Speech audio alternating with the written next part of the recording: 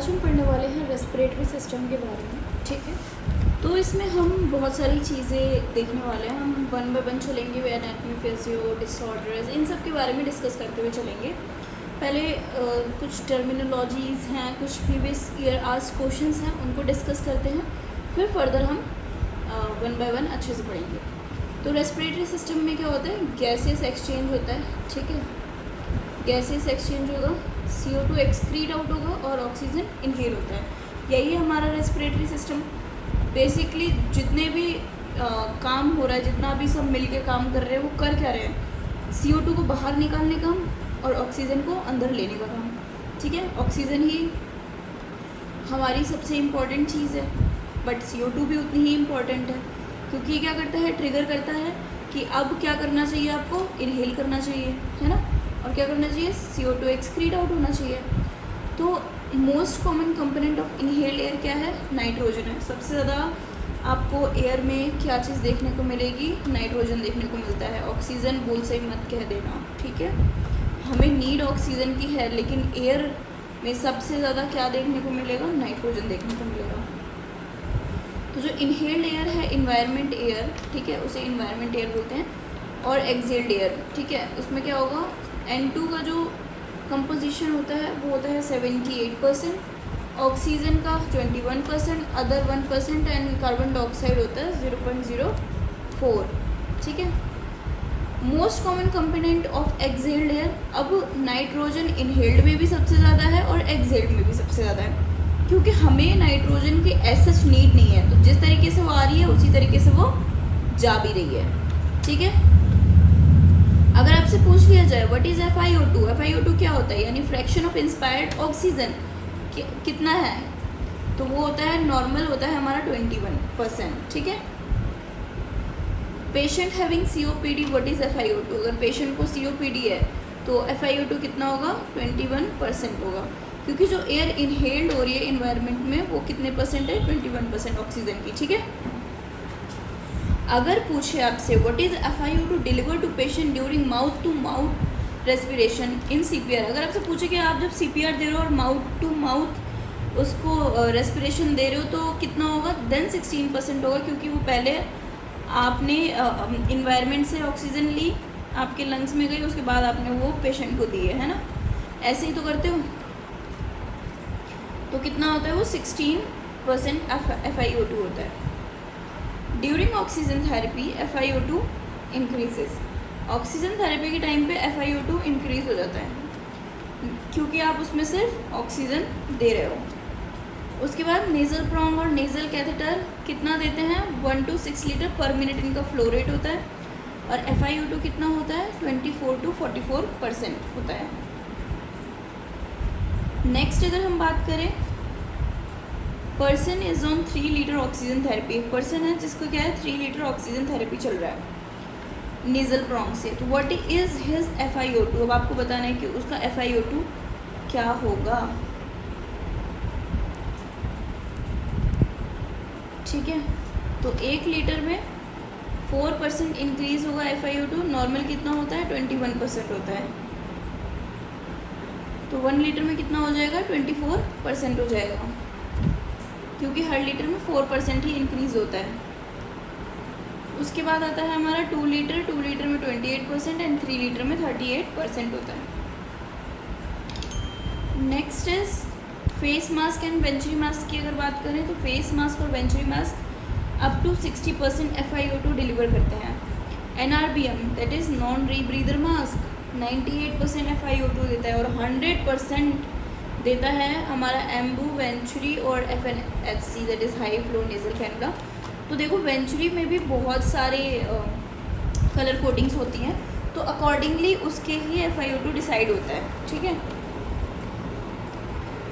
उसके बाद HFNC में क्या है, 15 to 60 लीटर पर मिनट दे देता है, दैट इज़ 100% FiO2 आपको देखने को मिलेगा। क्वेश्चन पूछ ले अगर high flow of oxygen given by, अब आपको पेशेंट को हाई फ्लो देना है ऑक्सीजन, किससे दोगे आप, ऑफ कोर्स NRBM का यूज़ करोगे, ठीक है, अकॉर्डिंगली। क्योंकि देखो अभी हमने डिस्कस किया नेज़ल प्रोंग, नेज़ल कैथेटर और फेस मास्क ये उतना नहीं दे रहे हैं, बट NRBM 98% दे रहा है ना। फेस मास्क आपको 60% ही दे पा रहा था, ये आपके 24% ही दे पा रहे थे। उसके बाद नॉन ब्रीदर मास्क के पास सबसे ज़्यादा फ्लो ऑफ कंसंट्रेशन है, इसी वजह से अगर क्वेश्चन में बोला होता कि एम्बू, वेंटी, HFNC इनमें से कोई आ जाए तो आप फिर एम्बू पे जाते हैं ना, क्योंकि ये तीनों ही क्या करते हैं 100% ऑक्सीजन फ्लो रेट देते हैं। तो अगर इनमें से कोई एक ऑप्शन होता तो आप ऑफकोर्स इनमें सेलेक्ट करते हैं। उसके बाद फंक्शन ऑफ रेस्पिरेशन क्या है, provide oxygen for metabolism and remove carbon dioxide present waste metabolism. Voice की प्रोडक्शन में, सेंस ऑफ स्मेल में, इन सब चीज़ों में रेस्पिरेशन की नीड होती है। वॉइस प्रोडक्शन की बात करें तो with the help of लैरिंग्स during expiration, जब आप सांस छोड़ते हो तब होता है ना। उसके बाद सेंस ऑफ स्मेल, अब आप जब सांस ले रहे हो, आप बोलने की कोशिश कर लो, नहीं होगा। आपकी आवाज़ कब निकलती है, जब आप एयर एक्सपायर करते हो, एक्सपिरेशन के टाइम पे। Sense of smell, olfactory nerves काम करेंगी, नर्व एंडिंग्स में प्रेजेंट होता है, ठीक है। नर्व एंडिंग्स प्रेजेंट होते हैं कहाँ पे, अपर पार्ट ऑफ नोज में। उसके बाद ये कुछ टर्मिनोलॉजीज़ हैं। यूपनिया is normal rate and rhythm, यानी नॉर्मल रेस्पिरेशन इपनिया है। टेकिपनिया में क्या बोलते हैं, जो रेस्पिरेटरी रेट है वो बढ़ जाता है। ब्रेडिपनिया में कम हो जाता है। एपनिया में यानी कि सांस नहीं आ रही है ना, देखते हो आप किसी कभी कभी जो इंसान बहुत ज़्यादा रोता है, बीच में उसकी सांस अटक जाती है, उसको सांस ही नहीं आ रही होती है, एपनिया यानी कि टेम्परेरी सीजेशन। ऐसा नहीं है कि वो परमानेंट ही चला गया, लेकिन कुछ टाइम के लिए उसकी सांस क्या हो जाती है, रुक जाती है। हाइपोक्सिया की बात करें तो lack of oxygen in tissue होगा। हाइपोक्सेमिया का क्या होगा, डिक्रीज ऑक्सीजन इन ब्लड। अब हाइपोक्सिया और हाइपोक्सेमिया, इसमें कंफ्यूज मत होना। अगर हाइपोक्सिया इसका मतलब क्या है, टिश्यू में कमी है, और एक्सेमिया है यानी कि ब्लड में कमी है, ठीक है। और हाइपर कैपनिया, अगर कैपनिया आ रहा है यानी कि कार्बन डाइऑक्साइड का लेवल बढ़ गया है, सी है ना, ऐसे याद रख लेना। और हाइपोकैपनिया तो यानी कि कार्बन डाइऑक्साइड क्या हो गया, कम हो गया। डिस्निया, डिफ़िकल्टी इन ब्रीदिंग्स, सांस लेने में दिक्कत हो रही है उसको। हाइपर वेंटिलेशन यानी कि ओवर एक्सपेंशन हो रहा है किसका, लंग्स का, रेट और रिदम दोनों ही बढ़ रहे हैं। और हाइपो वेंटिलेशन, रेट और रिदम दोनों ही कम हो रहे हैं। आपको रेस्पिरेटरी डिसऑर्डर, मसल वीक, इन सब कंडीशन में देखने को मिल जाएगा। वेंटिलेशन की बात करें तो वेंटिलेशन का मतलब होता है exchange of gases, air movement, ठीक है। फिर बात करते हैं एबनॉर्मल रेस्पिरेशन की। एबनॉर्मल रेस्पिरेशन में हमारा आता है कुस्मॉल्स रेस्पिरेशन। कुस्मॉल्स रेस्पिरेशन में क्या होता है, पेशेंट हाइपर वेंटिलेट कर जाता है, ठीक है। हाइपर वेंटिलेशन यानी कि रेट और रिदम बढ़ा हुआ दिखेगा, लेकिन डेप्थ, इसमें क्या होगा, डेप्थ भी इंक्रीज देखने को मिलेगी। रेट और डेप्थ इंक्रीज देखने को मिलता है, तो उससे क्या बोलेंगे हम, कुस्मॉल्स रेस्पिरेशन। मोस्टली आपको diabetic ketoacidosis, uraemia, sepsis, increase lactic acid, इन सब में देखने को मिलता है।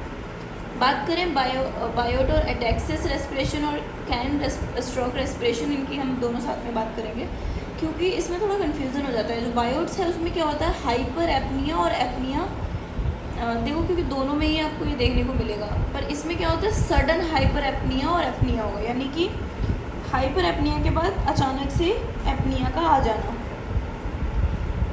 ये कब होता है, जब पोन्स डैमेज हो जाता है, इस तरीके से आपको कुछ देखने को मिलेगा। और चाइन स्ट्रोक में क्या होता है, ग्रेजुअली हाइपर एपनिया होगा, यानी कि धीरे धीरे धीरे बड़ा होते जाएगा और धीरे ही धीरे कम होता जाएगा, जैसे कि यहाँ देखने को मिल रहा है। यहाँ पे क्या है, अचानक से हाइपर एपनिया आएगा, फिर सीजेशन आएगा, फिर अचानक से होगा, मतलब जो भी होगा। और यहाँ पे ग्रेजुअली, तो बस ये वर्ड अच्छे से ध्यान देना, क्वेश्चन इसी से ही घुमा फिरा के बन जाते हैं। जहाँ कहाँ पे सडन यूज़ हो रहा है, कहाँ पे ग्रेजुअली यूज़ हो रहा है, क्योंकि हाइपर एपनिया और एपनिया दोनों में ही कॉमन है। तो ये किस वजह से होता है, मेडुला ऑब्लोंगेटा की में देखने को मिलेगा, और इंक्रीज आईसीपी, अगर आईसीपी बढ़ जाता है तो। उसके बाद बात करते हैं पैराडॉक्सिकल रेस्पिरेशन, जिसे हम सीसो रेस्पिरेशन भी कहते हैं। इसमें क्या होता है, अपोजिट मूवमेंट ऑफ चेस्ट, यानी कि अगर नॉर्मल क्या होता है, इंस्पिरेशन के टाइम पे जब आप सांस लोगे तो आपका चेस्ट आउटसाइड मूव होता है, लेकिन इसमें उल्टा हो जाता है। इंस्पिरेशन के टाइम पे इनसाइड जाएगा और एक्सपिरेशन के टाइम पे आउटसाइड आएगा। और यूजुअली क्या होता है, जब आप सांस लोगे तो आपका चेस्ट बाहर की तरफ निकलता है, ठीक है, क्योंकि लंग क्या हो रहे हैं, एक्सपेंड हो रहे हैं, है ना। लेकिन इसमें क्या हो जाता है, उल्टा हो जाता है। बस नॉर्मल कंडीशन को उल्टा कर दो आप। अब इस डायग्राम में देखो कंडक्टिंग पैसेज की बात की गई है। अपर रेस्पिरेटरी ट्रैक्ट और लोअर रेस्पिरेटरी ट्रैक्ट, दो डिवीज़न आपको देखने मिलेंगे रेस्पिरेटरी सिस्टम में, ठीक है। तो अपर रेस्पिरेटरी ट्रैक्ट में क्या आता है, ये हमारा नेजल कैविटी, फेरिंग्स एंड लैरिंग्स, ठीक है। एंड लोअर रेस्पिरेटरी ट्रैक्ट में आता है हमारा ट्रेकिया, प्राइमरी ब्रोंकाई और ये जो पूरा लंग्स है बेसिकली ये। इसमें फिर फर्दर डिवीज़न आपको देखने को मिलेंगे, ब्रोंकस में एल्वुलर डक्ट और एल्वुला, ये सब देखने को मिलेगा, ठीक है।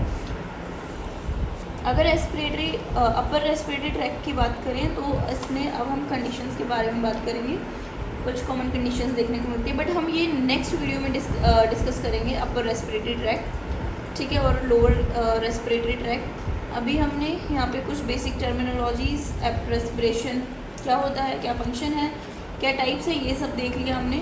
बाकी का फर्दर हम नेक्स्ट वीडियो में कवर करेंगे। तब तक के लिए बाय बाय।